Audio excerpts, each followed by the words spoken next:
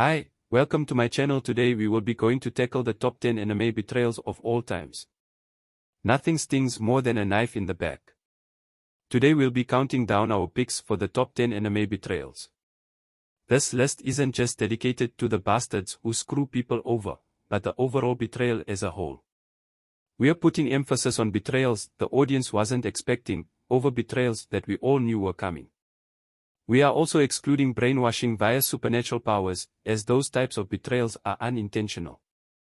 Number 10. Sailor Uranus and Sailor Neptune join Sailor Galaxia. Pretty Soldier Sailor Moon, Sailor Stars, 1996-97. Talk about upping the ante for a series finale.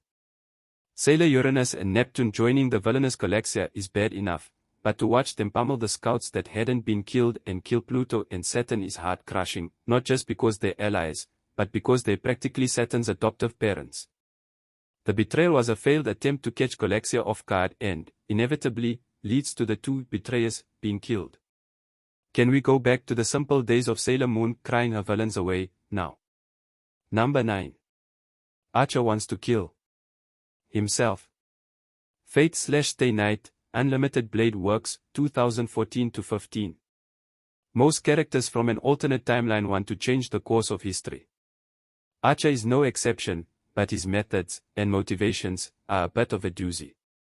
He leaves his master, Ren, because he thinks Castor has a greater chance of winning the Holy Grail War.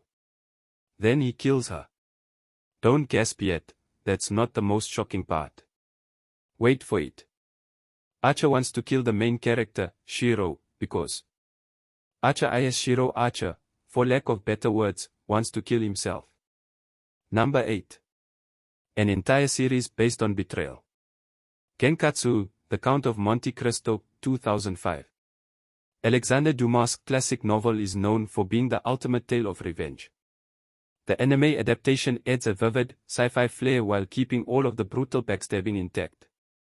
You want the Count to win.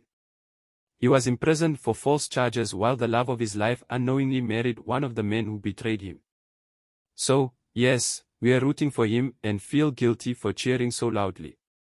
We are torn between wanting these people to suffer and feeling bad for what they, and their families, go through. Number 7. Annie Leonhardt is the female Titan. Attack on Titan, 2013. Surely you can handle a few more WTF moments in this anime, right? The female Titan cranked up the intensity in a series that, let's face it, already has us on edge with every episode.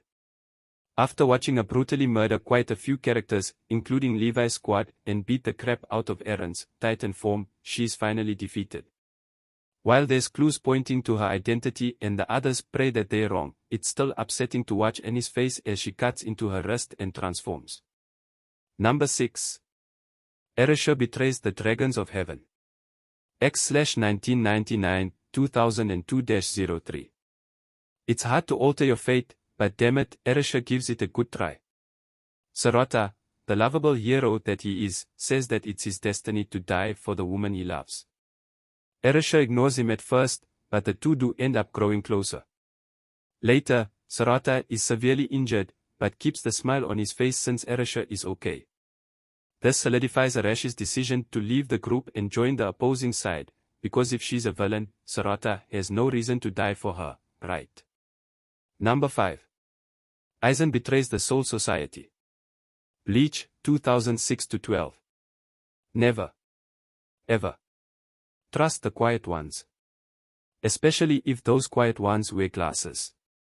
A once well-respected captain, no one was expecting the major turn in his character, not just because of that gentle smile, but because he was kinda, well, murdered.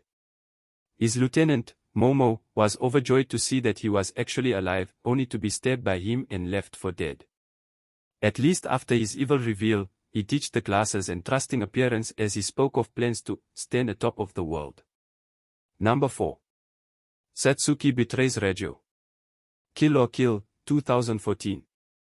At the start of the series we are pretty confident that Lady Satsuki is the main villain, not just from Ryuko's assumptions, but from the fact that she's made resting bitch face into a way of life. However, as the series progresses, we finally meet its real antagonist, Satsuki's mother, Reggio. There's plenty of reason to despise her, but for the sake of this list, we'll point to how she's been taking pleasure in molesting her own daughter for years. Or, we've never been so satisfied with a literal backstabbing. Number 3. Do not sign QB's contract. Madoka Magica, 2012. Isn't QB the cutest?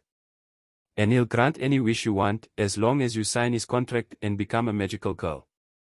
Who wouldn't want to be a magical girl? Who wouldn't want to have their wish granted? Us. Us and anyone who has seen this series. QB is a sadistic, unfeeling creature who tortures these girls while rolling around like a kitty and eating his own remains. The worst part is that, technically, he did give everyone what they wanted, he just failed to mention the soul-sucking torment. Number 2. Anthe stabs Utina in the back, literally. Revolutionary Girl Utina, 1998. Utina wants to be a prince. Anthe is treated like a tool even by her own brother. Together, these two young women form a bond that goes beyond the connection between a prince and his princess. It's not just a matter of friendship, it's a matter of Utina being the only one who's ever treated Anthe as a living, breathing person. And after we finally feel like Anthe has made some progress, she stabs Utina, the only person who cares about her, in the back. Literally. Before we reveal the number 1 betrayer of our trust, let's look at a few honorable mentions. Itachi kills his own clan. Naruto, 2005-09. Villetta New shoots her lover. Code Geass, Lelouch of the Rebellion, 2008-09. Grell betrays Madame Red. Black Butler, 2010. Yui hates Miyoka. Fashija Yugi, 1995. Rosu overthrows Simon. Gurren Lagann, 2008. Number 1. Griffith becomes Femto. Berserk, 2003. After Griffith's dreams are shattered by a king who loves his daughter in a way that, well, nobody could have expected, Griffith is left to rot away in the deepest, darkest dungeon. When his loyal band, led by Casca, and Guts risk everything to rescue him, Griffith is finally given the opportunity to fulfill his destiny. However, offers from a demon don't come cheap, and Griffith agrees to sacrifice his lifelong friends and companions to transform himself into a demon king. Probably the most tragic part is that the band, unaware of what is really happening, are still trying to protect Griffith even as they are being torn apart. Oh, and this is how the anime ends. That's it, bad guy wins. Do you agree with our list? Which anime do you think we betrayed by leaving it off our list? Thanks for watching. Please like, comment, and subscribe.